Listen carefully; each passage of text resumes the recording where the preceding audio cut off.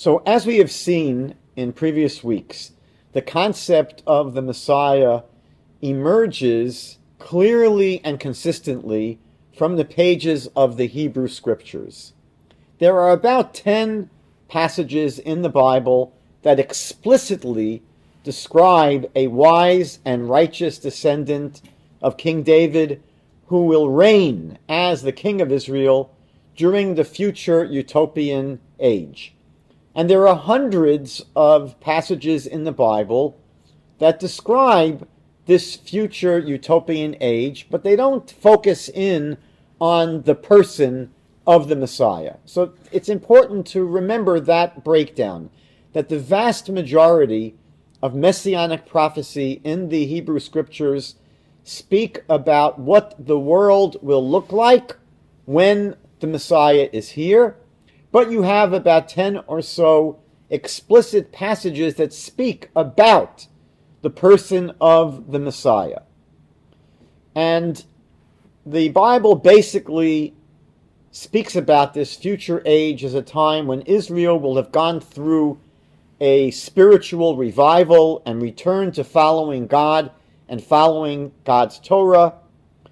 And the nation of Israel will be fully restored. The 10 tribes that are currently out of commission will be reunited with the rest of their brethren, and we will be restored to our land. We'll be all living in the land of Israel, and we'll be living there in peace, and we will restore the Holy Temple in Jerusalem.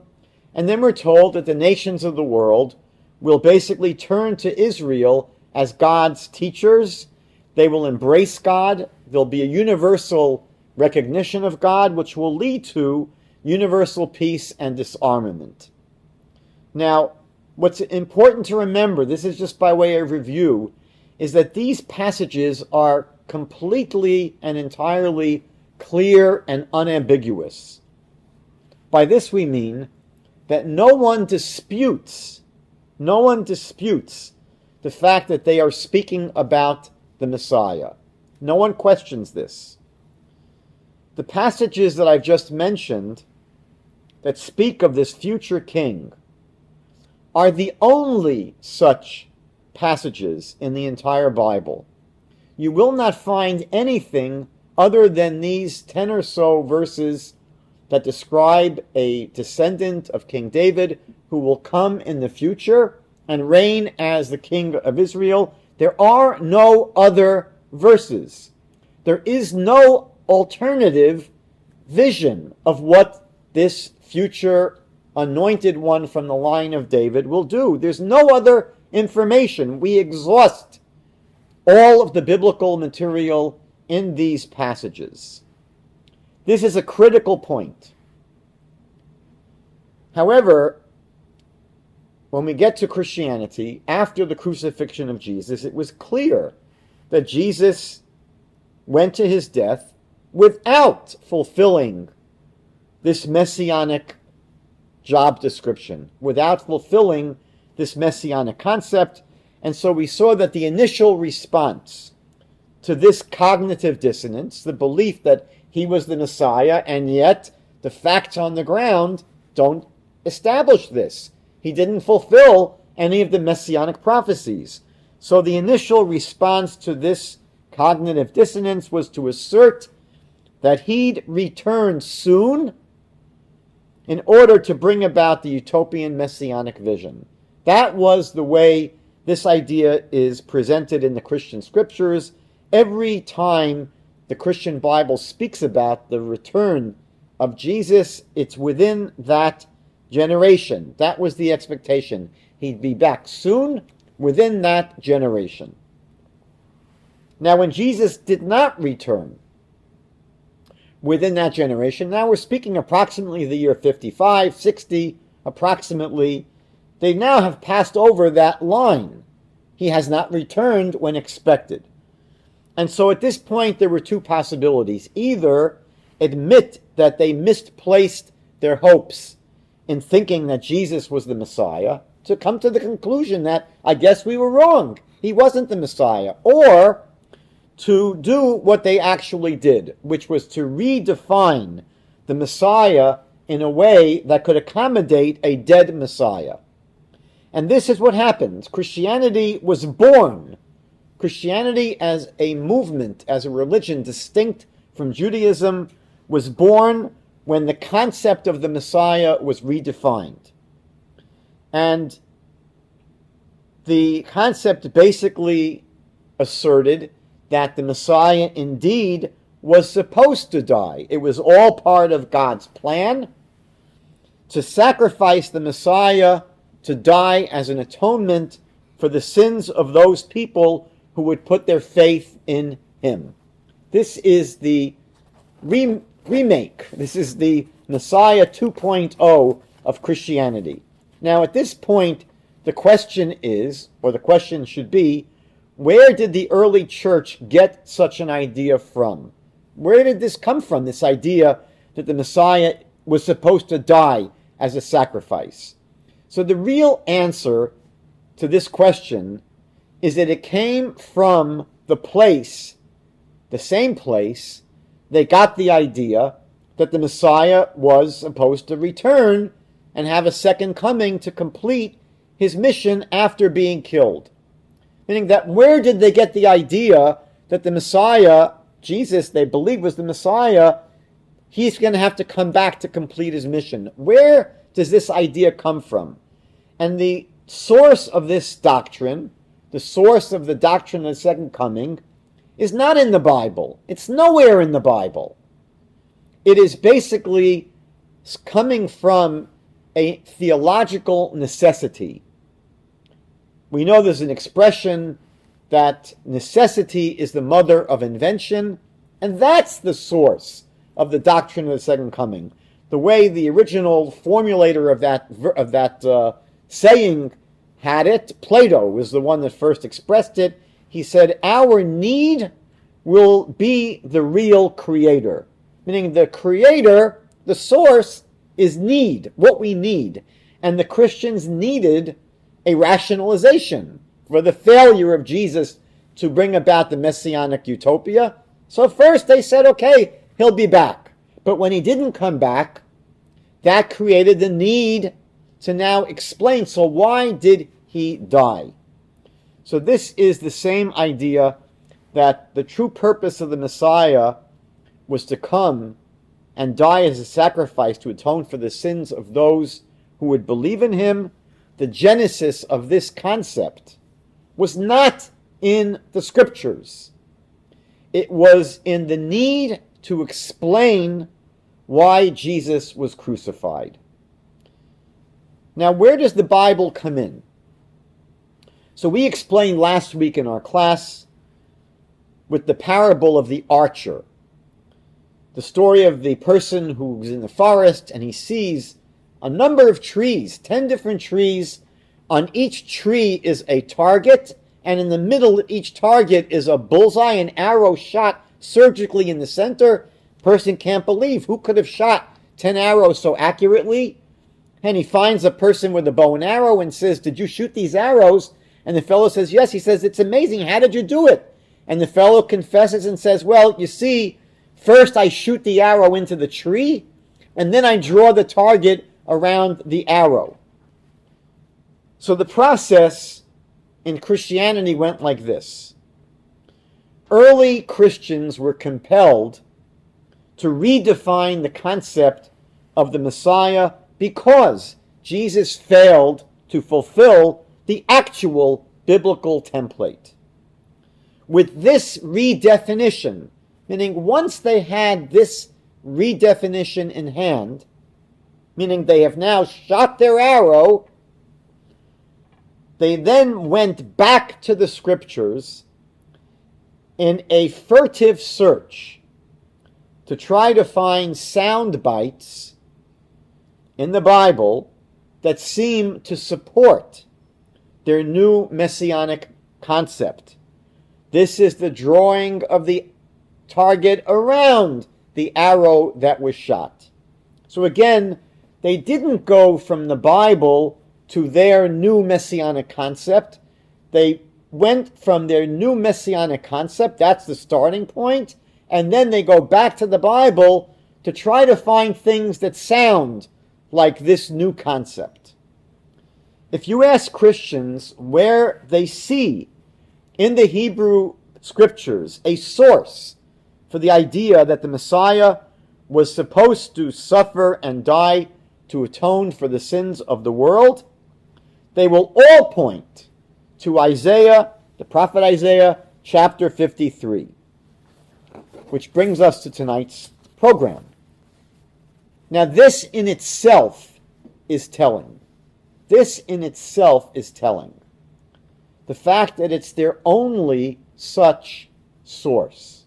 Again, when you ask them, where do you see in the Hebrew Bible the idea that the Messiah is supposed to come and die to atone for the sins of the world? You'll get the same answer from all Christians. They will all say Isaiah chapter 53, and that's the only answer you will get. Now, they have found a number of passages about somebody suffering. They did find that. And you guessed it, they predictably assert that these passages refer to Jesus, obviously. For example, King David frequently writes about his sufferings in the Psalms. It's one of the major themes in the book of Psalms. David writes about the fact that he underwent terrible suffering. And in typical proof-texting fashion, missionaries claim that these passages are pointing to the sufferings of Jesus. Even though, again, when you read the book of Psalms, you're reading about the sufferings of David, Christians basically just transform them into prophecies about the sufferings of Jesus. For example, in Psalm 22, David personifies his enemies as wild animals. So, for example, it says, I believe this is verse 14 in Psalm 22, David writes, "They open their mouths against me like a tearing, roaring lion." That's what David writes. They open their mouths against me. Now you can tell it's a simile, right? He's comparing his enemies because he uses the word like. He doesn't say he's being attacked by lions. He says, they open their mouths against me like a tearing, roaring lion. And then in verse 17, David says, "For dogs have surrounded me, a pack of evildoers have enclosed me, like a lion at my hands and feet." Now what's interesting is, virtually all Christian Bibles mistranslate this last phrase to read, "They pierced my hands and feet." It doesn't say that. And there are actually now modern Christian Bibles that acknowledge that the real translation is, as I read it, like a lion at my hands and feet, because the operant word there, ka'ari, appears many times in the Hebrew Bible, and even Christian Bibles always translate ka'ari as like a lion. In any event, ignoring the massive problems here of the actual context of this psalm and the actual translation, we'll ignore those problems. The passage that is supposed to allude to the Messiah being crucified here says nothing about this crucifixion coming to atone for sin. So again, Christians will find, obviously it's not that hard to find, passages in the Hebrew Bible about suffering. They simply insist that when someone's suffering, it's talking about Jesus. But those passages never speak about the suffering as a sacrifice to atone for sin. The only place, it's important to remember, the only place they're able to point to which speaks about, apparently, and we're going to see it's not so clear, but apparently it seems to connect the suffering with atonement, is Isaiah chapter 53. So this is it's the singular proof that Christians have. So back to Isaiah chapter 53, which we'll read in a moment. You have to remember this, that it's the only reference in the Hebrew Scriptures that Christians have dredged up to support their claim that the Messiah was supposed to die in order to atone for the sins of the world. This itself is a very significant problem, because we've spoken about the need for important biblical ideas to be taught clearly and consistently. If something is important in the Bible, it's not going to be taught in a fuzzy, ambiguous way. The sources are going to be clear, and it's not going to be taught just once. If it's an important message, it will be corroborated and repeated over and over. So, for example, should the Jewish people remember that we were slaves in Egypt? The Bible teaches this clearly, unambiguously, many times. Is it a terrible sin to worship idols?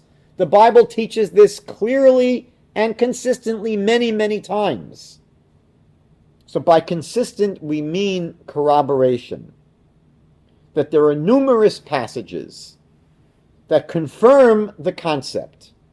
And unfortunately for the Christian case, their entire concept of the Messiah hangs on this one isolated passage in the book of Isaiah. And as we'll soon see, not only is it not consistently developed throughout the Bible, it's not corroborated, it's at best, very unclear. Now, in a rare moment of honesty, a missionary publication by Chosen People Ministries, publication was called The Gospel According to Isaiah 53. They concede this, and they say, before you venture forward in this pilgrimage through Isaiah 53, it is essential, they say, to know no other prophecy in the entirety of the Old Testament Scriptures explicitly links the death of the Messiah with his work of atonement. It's not my observation. This is something that is as clear as day, and even the missionaries here acknowledge this is it.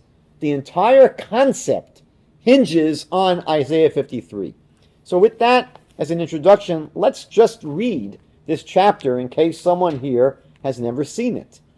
Now the truth is that what we have in our Bibles, the chapter breaks and the divisions, these are not from Isaiah. They're handy because you can navigate the Bible, but the chapters and verses that we have in our Bibles today, unfortunately, is the convention of the church from the Middle Ages. Chapter 53 really begins at the end of chapter 52, meaning we're going to see that there is a passage here that doesn't begin in our Bibles that we have with chapter 53, verse 1. It begins in chapter 52, verse 13. Why do I say this? Because if you study the book of Isaiah, you see that there are 4 poems about the servant of the Lord. They're called the servant songs or the servant poems. And the 4th of these servant poems begins with really the end of chapter 52, and it goes through chapter 53. So it's clear that really the chapter 53 should have begun 3 verses earlier. And I'm going to read now the whole passage. See, my servant will succeed. He will be exalted and become high and exceedingly lofty. Just as multitudes were astonished over you, saying, his appearance is too marred to be a man's, and his visage to be human. So will the many nations exclaim about him, and kings will shut their mouths in amazement, for they will see what they had never been told, and they will perceive things they had never heard. Who would have believed what we have heard? from whom has the arm of the Lord been revealed? Formerly, he grew up like a sapling or like a root from arid ground. He had neither form nor grandeur. We saw him, but without such appearance that we could desire him. He was despised and isolated from men, a man of pains and accustomed to illness. He was despised as one from whom we would hide our faces. He was despised, and we had no regard for him. But in truth, it was our ills that he bore, and our pains he carried. But we had regarded him as diseased, as stricken by God, and afflicted. He was pained because of our rebellious sins, and oppressed through our iniquities. The chastisement upon him was for our benefit, and through his wounds we were healed. We have all strayed like sheep, each of us turning his own way, and the Lord inflicted upon him the iniquity of us all. He was persecuted and afflicted, but he did not open his mouth. Like a sheep being led to the slaughter, or a lamb that is silent before her shearers, he did not open his mouth. Now that he has been released from captivity and judgment, who could have imagined such a generation? For he had been removed from the land of the living, and affliction upon them that was my people's sin. He submitted himself to his grave like wicked men, and the wealthy submitted to his executions, for committing no crime and with no deceit in his mouth. The Lord desired to oppress him, and he afflicted him. If his soul would acknowledge guilt, he would see offspring and live long days, and the desire of the Lord would succeed in his hand. He would see the purpose and be satisfied with his soul's distress. With his knowledge, my servant will vindicate the righteous one to multitudes. It is their iniquities that he will bear. Therefore I will assign him a portion from the multitudes, and he will divide the mighty as spoils in return for having poured out his soul for death and being counted among the wicked, for he bore the sin of the multitudes and prayed for the wicked. This, by the way, was a Jewish translation called the Crown Keter Tanakh. If I had read it from a Christian Bible, it might even sound more Christological. So what happens here is that missionaries begin by playing a game of circular reasoning. This is how the missionary begins. They will have someone read this passage like I just did, and they'll ask the following question: who does this sound like? Who does this sound like? And the missionary assumes that you're going to say it sounds like Jesus.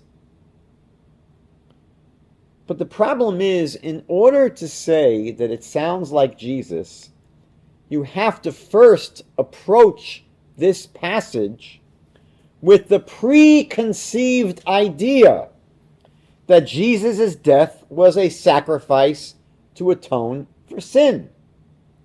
If you didn't start off, if you didn't come to Isaiah with this idea that there is someone whose suffering was an atonement for sin, which is what the Christians believe about Jesus, no one would say, oh, this passage in Isaiah sounds like Jesus.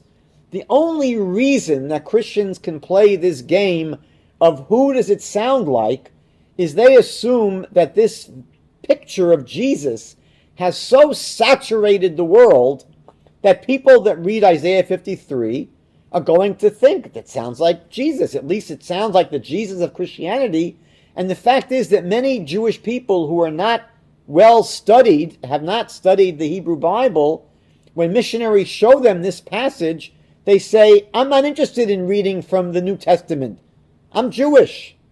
Meaning that to many Jewish people, this passage in Isaiah It sounds very Christian, and they assume it's a passage from the New Testament. Why? Because again, they already come to this passage which they've never seen before. They're seeing it for the first time. They're coming with this idea that Jesus died as an atonement for the sins of the world. But this passage in Isaiah does not identify Jesus. So how do Christians know that he is the subject? How do they know that he is the subject of this chapter?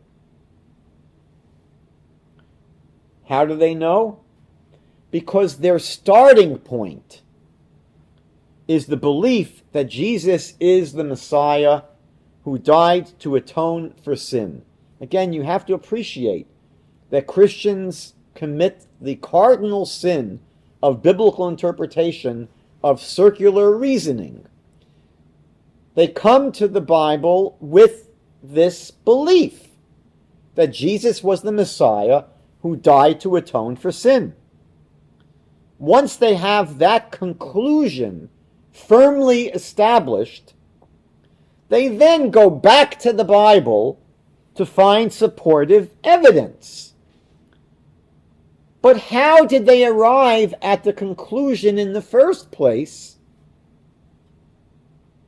that Jesus was the Messiah who died as a sacrifice? Where did they get that from? So they're going to say, the Bible proves it. And if you ask, where does the Bible prove that Jesus is the Messiah who died for the sins of the world, they're going to say Isaiah chapter 53. But they're incapable of seeing that this is like Alice in Wonderland. First they had a verdict, and then they had the trial. First they had their concept that Jesus is the Messiah who died to atone for the sins of the world. And then they had their trial. They then went back to the Bible, and now they found something, it sounds like Jesus. Well, who cares if it sounds like Jesus? Who is Jesus that we should care what the Bible sounds like in terms of him? Meaning that what you need to do is first establish that Jesus is the Messiah, and that the purpose of the Messiah is to die for the atonement of sin. Christians have never done that. They again assert at the outset that Jesus is the Messiah who died to atone for the sins of the world. And once they have started with that preconceived conclusion, so now they can go back and say, you see, Isaiah 53 seems to describe that. The entire proof only works when you assume the conclusion at the outset. This is circular reasoning at its worst. Now, we've already noted that there is no consistent development of sources in the Bible that describe this new Christian messianic concept. The whole case stands on Isaiah chapter 53. There is no corroboration. It's not a concept that is developed consistently in the Hebrew Scriptures. Now, aside from this problem of consistency, the other element needed to establish biblical doctrine is clarity. We've discussed this already. We saw that the passages that Judaism points to for its messianic concept are all clear, because all students of the Bible, be they Jewish or Christian, agree, they acknowledge that the passages that Judaism points to are indeed speaking about the Messiah.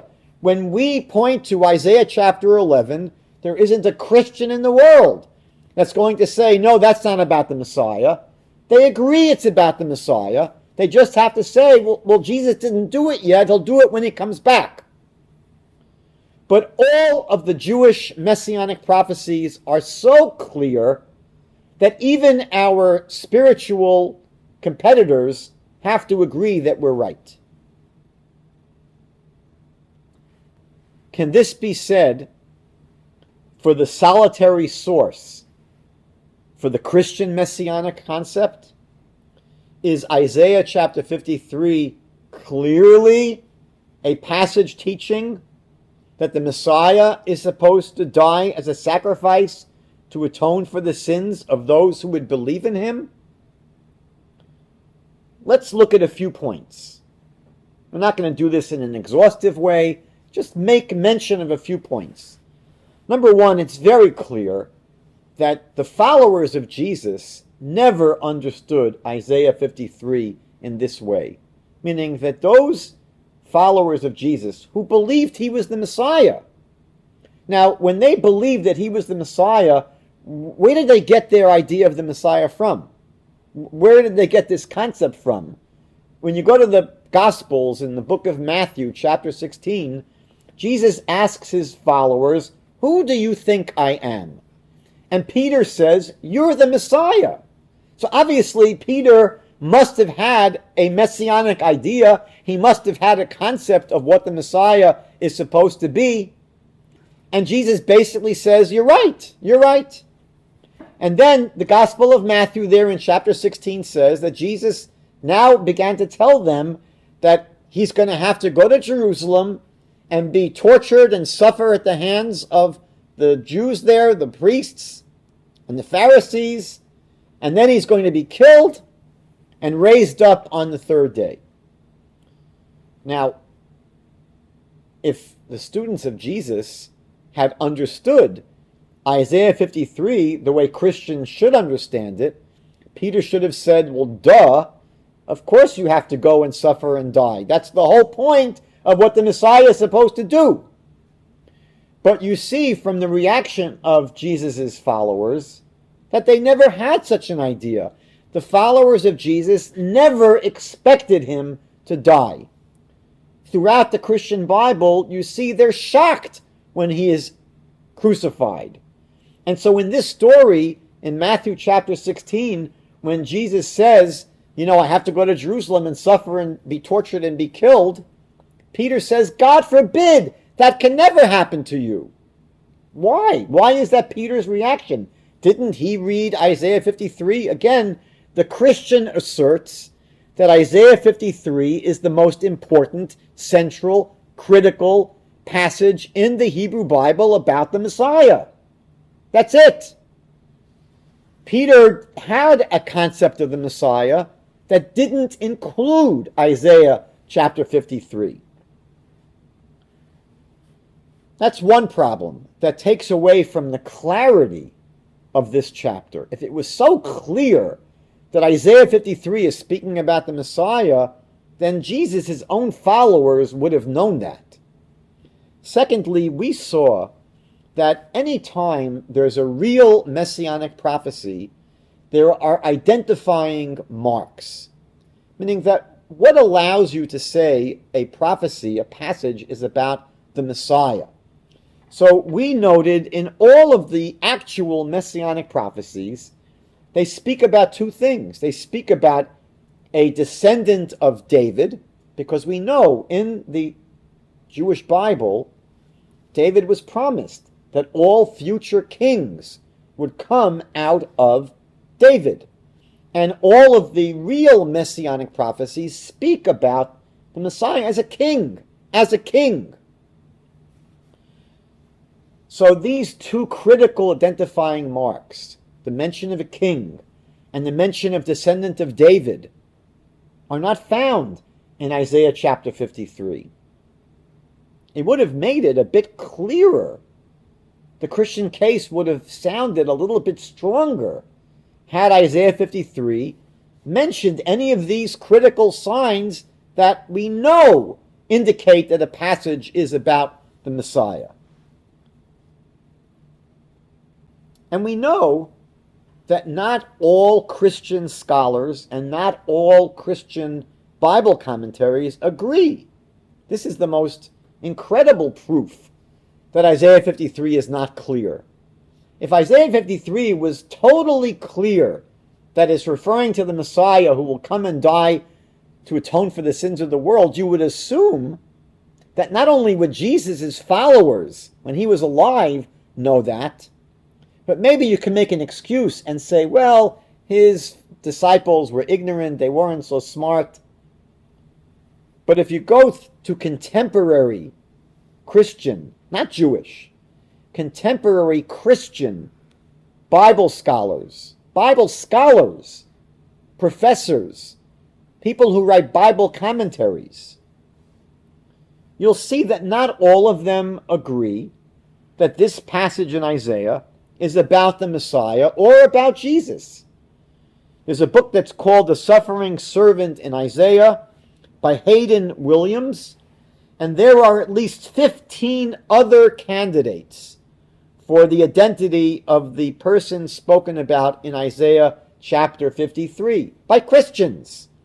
They say it's talking about King Hezekiah, about King Josiah, about the prophet Ezekiel, about the prophet Jeremiah, about King Jehoiakim, about Eov, Job. 15 different people that Christians say is the subject of Isaiah 53. Whether they're right or wrong, what you see from this is that Isaiah 53 is far from clear if you could have even Christians disputing who it's talking about. Furthermore, is it really clear from the actual text of Isaiah that Jesus is the subject? Up until now, we were really talking about whether or not Isaiah 53 is about the Messiah. But is it really clear from Isaiah's words that he's speaking about Jesus? I'm just going to give a few examples, but there are many. Isaiah describes the servant as despised and rejected. That's how Isaiah describes this servant. Is that true of Jesus? That Jesus was someone who was despised and rejected? So in the Gospels, in the Christian Bible, they consistently portray Jesus as being immensely popular back then, during his lifetime, among the masses, extremely popular. When he comes into Jerusalem, the book of Matthew says that huge crowds came out to greet him. Hosanna, the son of David. So who rejects him? So in the New Testament, in the Christian Bible, his rejection is basically limited to one day by a small courtyard of Jews. That's it. But what's the big picture? The way the Christian Bible paints it, he is immensely popular his whole life. Well, not his whole life, at least his public life, the last 3 years, which is the length of his ministry. And then after his death, he became, as we all know, probably the most famous and the most popular person in the history of the world. Isaiah says, no, this person will be despised and rejected. Not by a few people. Isaiah is saying that is his biography. We're talking about the servant as being essentially despised and rejected widely throughout the career of the servant. Doesn't apply to Jesus. And then Isaiah says that the servant will be a man of pain, who's knows sickness. Now, what does it mean when Isaiah says the servant will be someone of pain and who knows sickness? It obviously does not mean someone who experienced some pain in their life, because that would apply to every human being on planet Earth. So when Isaiah tells you, Ish mach'ovav, a man of pain, Isaiah is saying that this is a servant whose entire being, entire life, is characterized as being acquainted with pain and illness. Is there any evidence that this is true of Jesus? Now I'm going to give you a little bit of a spoiler alert. Is there a subject that we can think of that has been despised and rejected throughout their entire history? Is there a subject that we could say has suffered throughout their history? Think about that. Isaiah says the servant will suffer silently. The truth is, Jesus was very talkative at the end. He defended himself very strongly in the Roman trial. He said to them, "My kingdom is not of this world. If my kingdom were of this world, my disciples would fight for me." He was being accused of leading a rebellion. The Romans didn't like people that were leading rebellions. And he basically says to the Romans, don't worry. My kingdom is not a terrestrial kingdom of this world. You have nothing to worry about. He wasn't silent. He defended himself. And throughout the trial of Jesus, he's quite talkative till the very end, even on the cross. But Isaiah says the servant will not open its mouth. Isaiah chapter 53 verse 8 shows us that the suffering servant is not an individual. It's a people. Now, Christians are forced, in order to, again, make the association of Jesus with this chapter, Christians are forced to mistranslate this verse. They mistranslate it. But the Hebrew here says, Mi pesha ami nega lamo. Due to the transgression of my people, they were afflicted. It doesn't say he was afflicted. It says they were afflicted. And yet in many Christian Bibles, they change it to say he was afflicted. Because if it's talking about Jesus, how could it say in Isaiah, they were afflicted? But you see that Isaiah is describing the suffering not of an individual, but of a people. In chapter 53, verse 10, Isaiah says, he will see his seed, he will prolong his days, which means he will have children, and he will live a long life.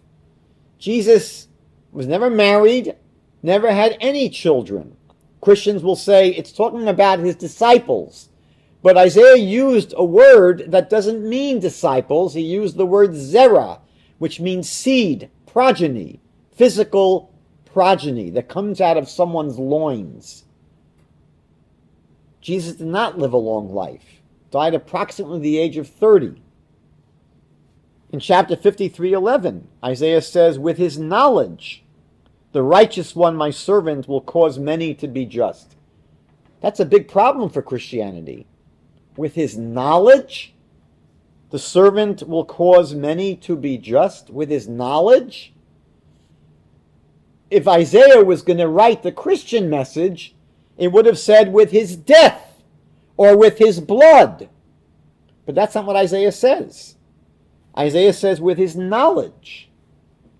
So, who is it that with his knowledge is going to bring redemption to the world? The idea that this chapter describes a Messiah who would die to atone for the sins of the world contradicts virtually everything the Bible teaches about the topic of atonement from sin. We discussed this a number of weeks ago. For example, the Torah vehemently condemns human sacrifice.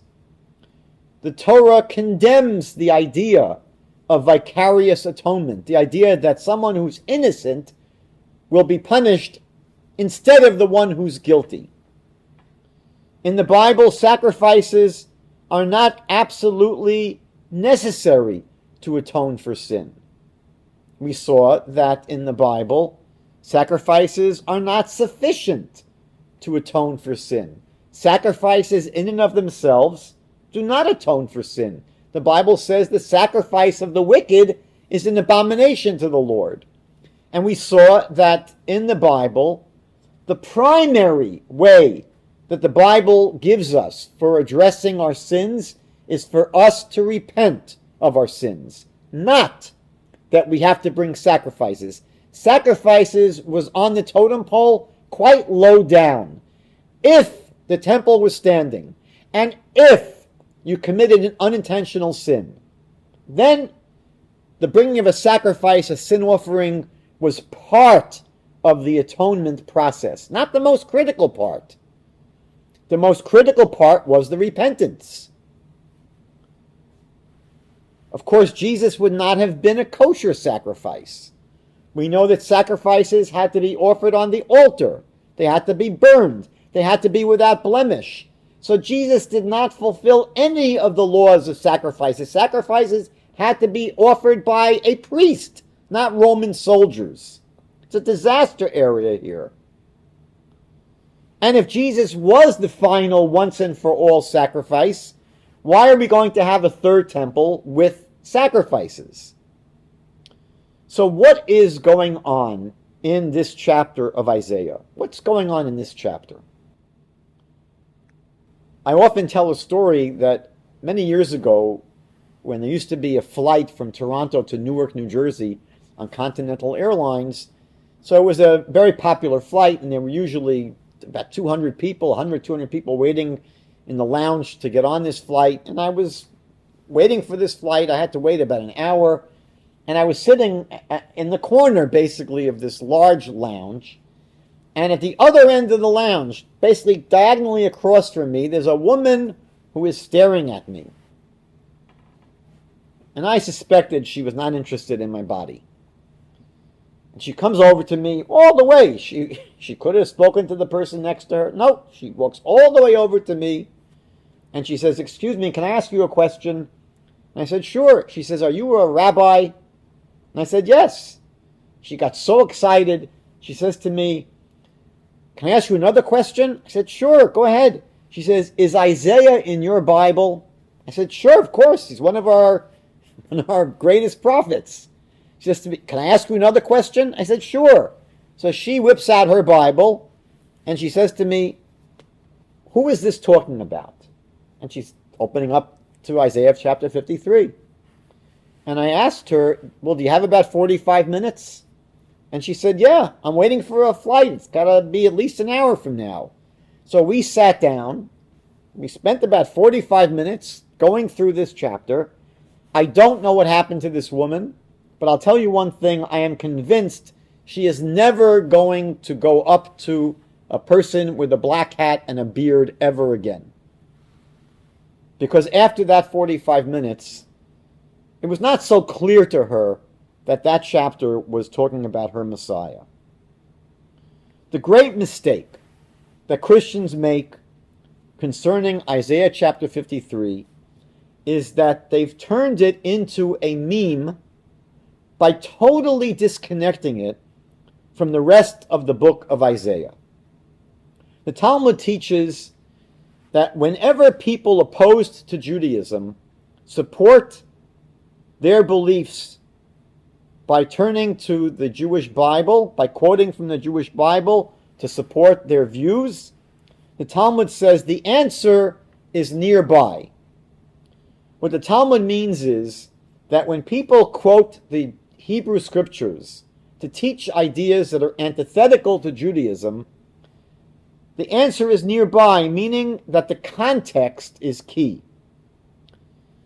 Is it really reasonable to take a book of 66 chapters and parachute down into chapter 53 while ignoring the rest of the book, and then think that you're going to understand chapter 53 properly? Is that reasonable? So let's begin first by considering what's going on in the surrounding chapters of chapter 52 and 54. What's going on in chapter 52 and chapter 54? Maybe that will help us understand chapter 53. It's not an illogical assumption. So chapter 52 and chapter 54 each describe the same exact thing. Each of these chapters describes how the nation of Israel will suffer at the hands of the nations of the world throughout their history, but that in the future God will rescue the nation of Israel and redeem the people of Israel. That is what's going on in chapter 52, and that is what's going on in chapter 54. It's about the historical suffering of the people of Israel and their ultimate redemption by God. Might this tell us something about chapter 53? We'll see. Now, I mentioned previously that in the book of Isaiah there were 4 poems about the servant of the Lord, about God's servant. And Isaiah chapter 53 is the 4th of these servant poems. Now, if someone got to chapter 53 armed with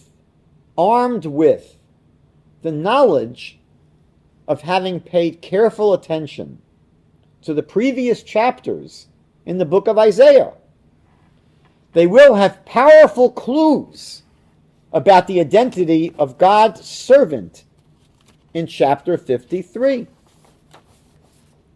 What will they come to chapter 53 with? So in Isaiah chapter 41, verses 8 and 9, Isaiah says, "But you, Israel, my servant, Jacob, whom I've chosen, descendant of Abraham, my friend, you whom I've taken from the ends of the earth and called from the remotest parts and said to you, you are my servant. I've chosen you and I've not rejected you." If you got to chapter 43 of Isaiah, verse 10, the prophet says, "You are my witnesses, declares the Lord, and my servant, whom I have chosen." Well, you see from there that the servant is not a person. It's a people.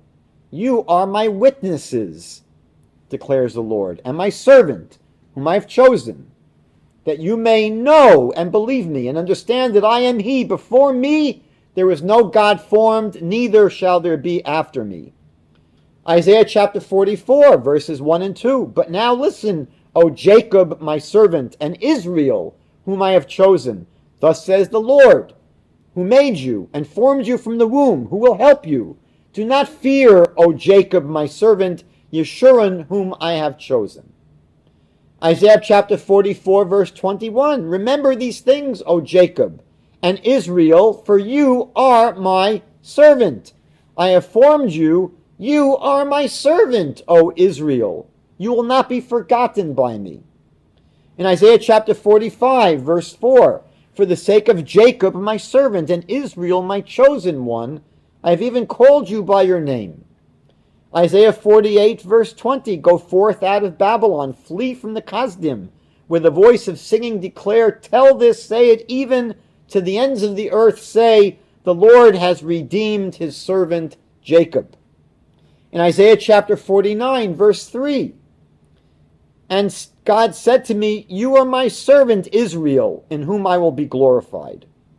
And the truth is, in the rest of the book of Isaiah, Israel are referred to as God's servants. In Isaiah chapter 54, verse 17, in chapter 63, verse 17, in chapter 65, verses 8 to 9, in chapter 65, verses 13 to 15, in chapter 66, verse 14. And the truth is that the rest of the Bible contains numerous references to Israel as God's servant. In Jeremiah chapter 30, verses 10 and 11. In Jeremiah chapter 46, verses 27 and 28. In Deuteronomy chapter 32, verses 36 and 43. In Leviticus chapter 25, verses 42 and 55. In Ezekiel chapter 28, verse 25. In the book of Nehemiah, chapter 1, verses 10 to 11. And many, many other places. So if a person was a student of the Bible, especially the book of Isaiah, and they get to chapter 53, and it's speaking about the servant of God, would it be reasonable to say, you know what? I know who the servant of God is. I've been told dozens of times.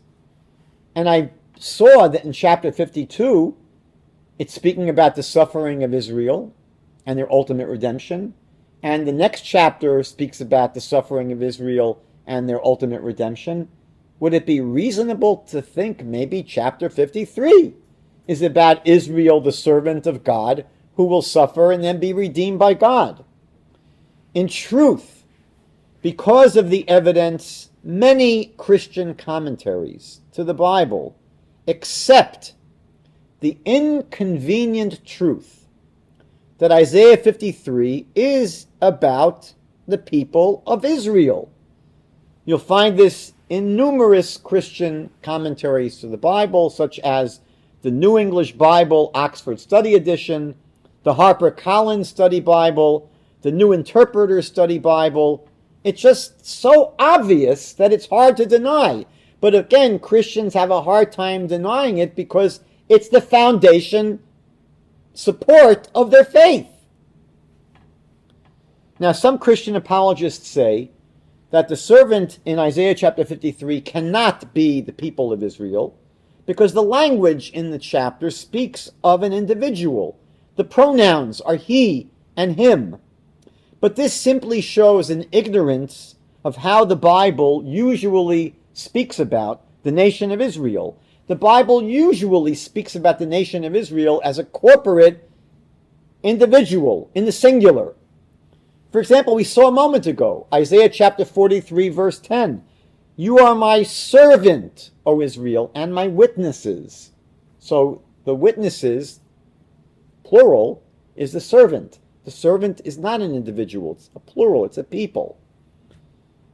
And throughout the Bible, just as a simple example, if you go to the beginning of the book of Exodus, and you read about the Egyptian plans to persecute the Jewish people, so it constantly refers to the people of Israel in the beginning of the book of Exodus as him. Pharaoh says, come, let's deal wisely with him. And that singular pronoun appears throughout the Bible, that Israel is referred to as he and as him. There are hundreds of examples.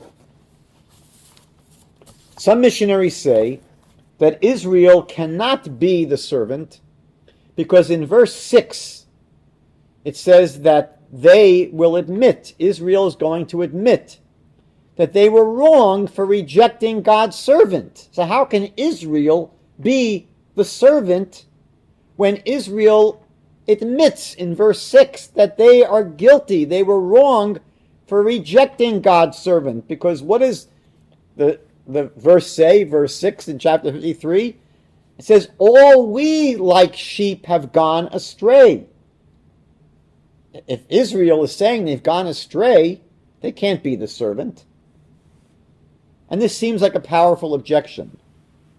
But this objection stems from a very common but critical and fatal error that many Christians make when reading Isaiah chapter 53. Because they are so invested in seeing what they're looking for, again, they're not really trying to understand what the Bible is saying. They're interested in finding evidence for their beliefs in the Bible. They have an agenda. And they are so invested in finding proofs, sound bites that sound like Jesus, they miss the way to read this chapter. They fail to ask a very simple question. Who is speaking every step of the way in this passage? Who is speaking in Isaiah chapter 53 and the end of chapter 52?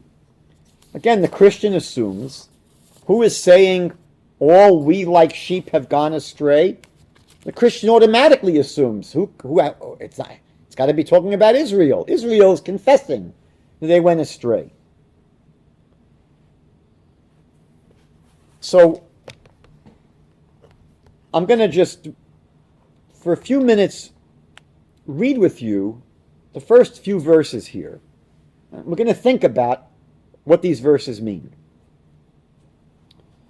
The passage begins, as I said, in chapter 52, verse 13. See, my servant will succeed. He will be exalted and become high and exceedingly lofty. Who is speaking there? Who is saying those words? See, my servant will succeed. He will be exalted and become high and exceedingly lofty.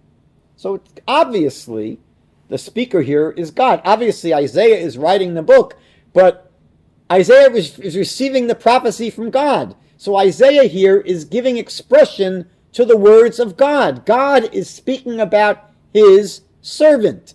And we know, again, that throughout the book of Isaiah, the servant is called the servant of the Lord, God's servant. So here God starts off by saying, see, my servant. It's not Isaiah that's speaking. It's not Jesus that's speaking. It's God is speaking. God says, see, my servant will succeed. He'll be exalted and become high and exceedingly lofty. Now, let's assume for the moment we have two possible candidates for who this servant is. As I just tried to explain, the way traditionally Jews would understand this chapter in Isaiah, and many Christians, is that it's speaking about Israel, the servant of the Lord. And Christians say, no, it's speaking about Jesus, who is the servant of the Lord. So the chapter begins by saying God is telling us something about the servant.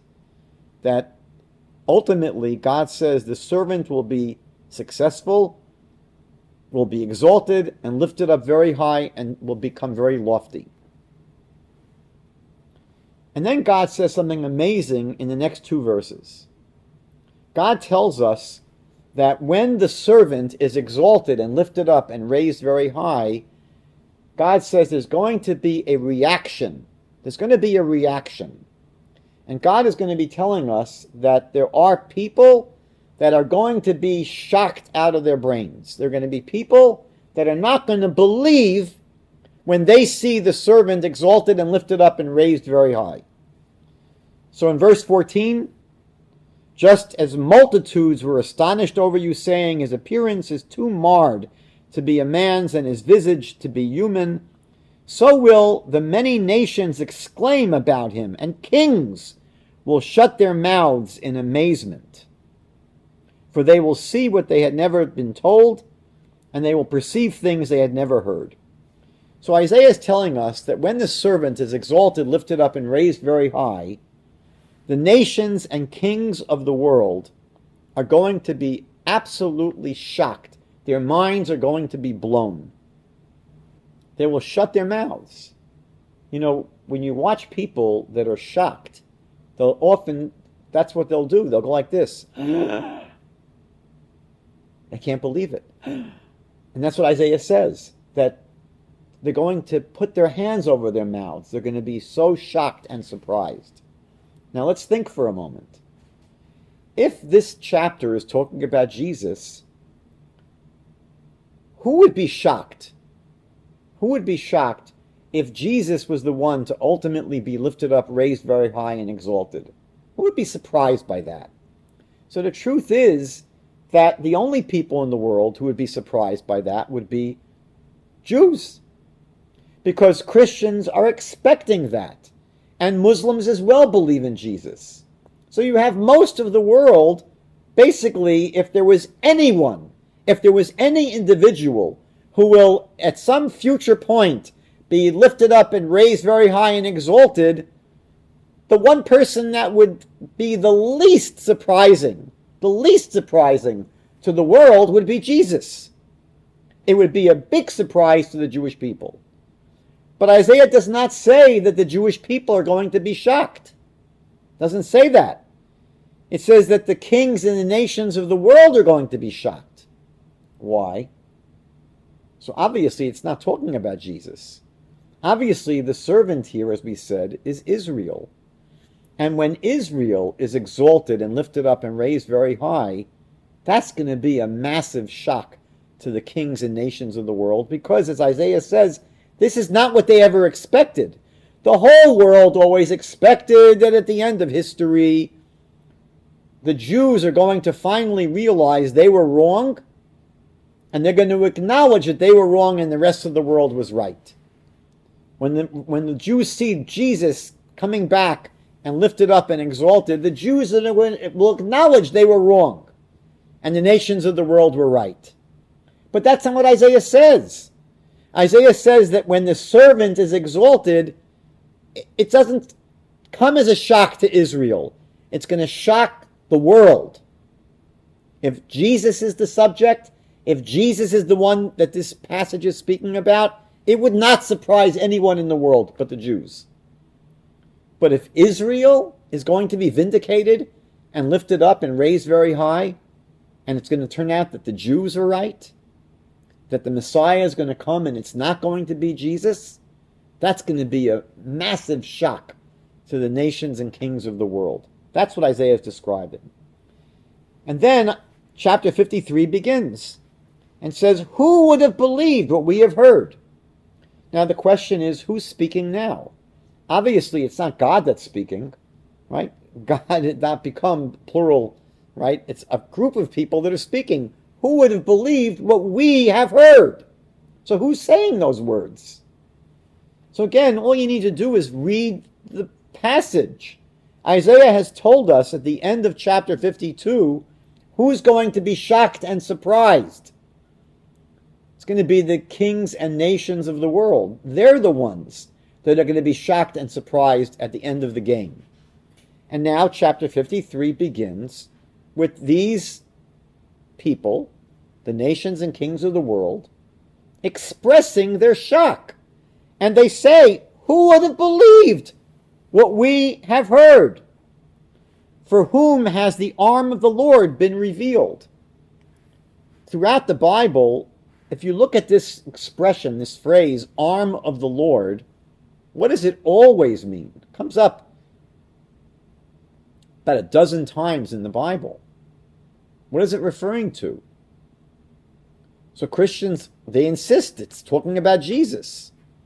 But every single time this phrase is used in the Bible, it is very clearly, if you read the context, it's describing how God will rescue the people of Israel from their enemies.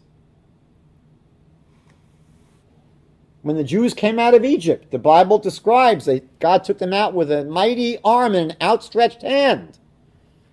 So every time the Bible uses this expression, it's an expression of God manifesting his might, his strong arm, his right hand in the sight of the world. And what's fascinating, in the previous chapter, in chapter 52, verse 10, it speaks about God revealing his mighty arm in the eyes of the nations. And the nations of the world will see the salvation of our God. You remember we discussed a few weeks ago that Christians understand the word salvation to be referring to forgiveness from sins. But you see from Isaiah chapter 52, verse 10, that it's not referring to that because you can't see forgiveness from sins. Isaiah says that the world's going to see the salvation of our Lord. What does that mean? It says that God's going to reveal his mighty arm in the nation to the nations of the world. They're going to see how God rescues Israel with his might.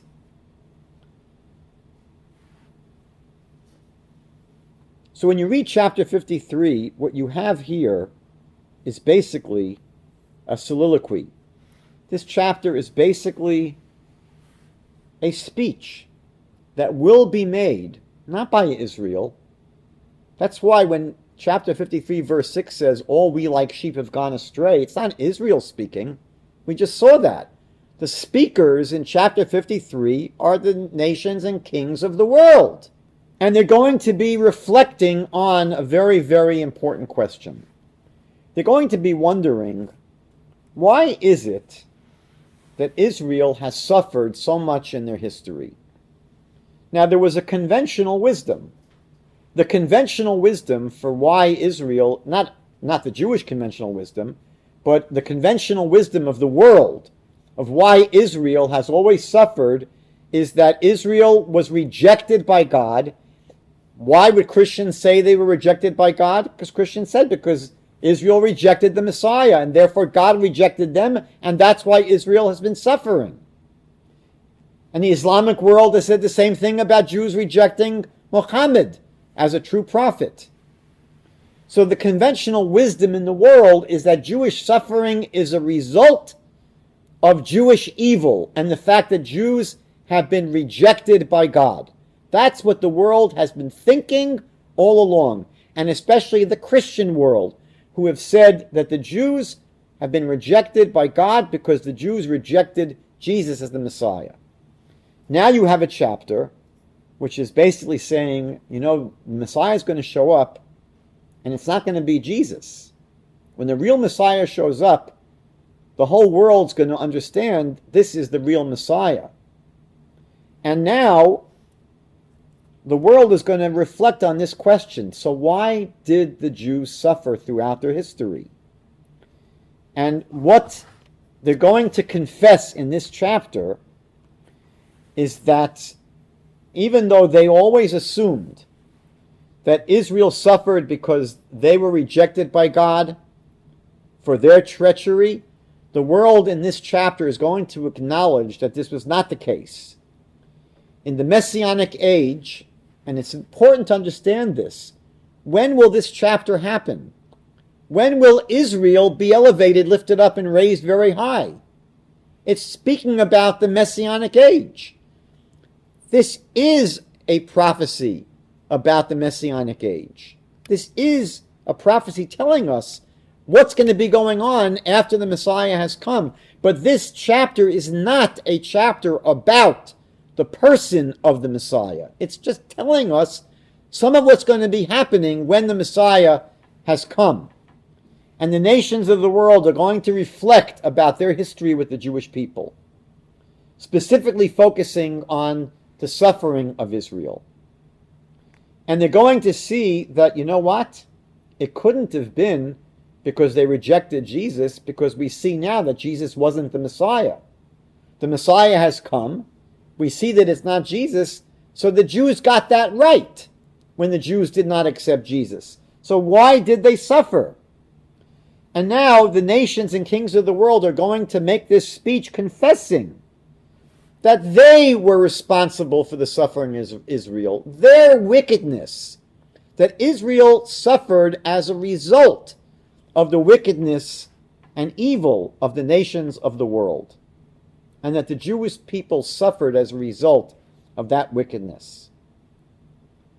And the nations are going to basically say that, and they're going to acknowledge, that in order to ease their own troubles and their own burdens, they mercilessly scapegoated the Jewish people and assumed that the Jews were getting exactly what they deserved.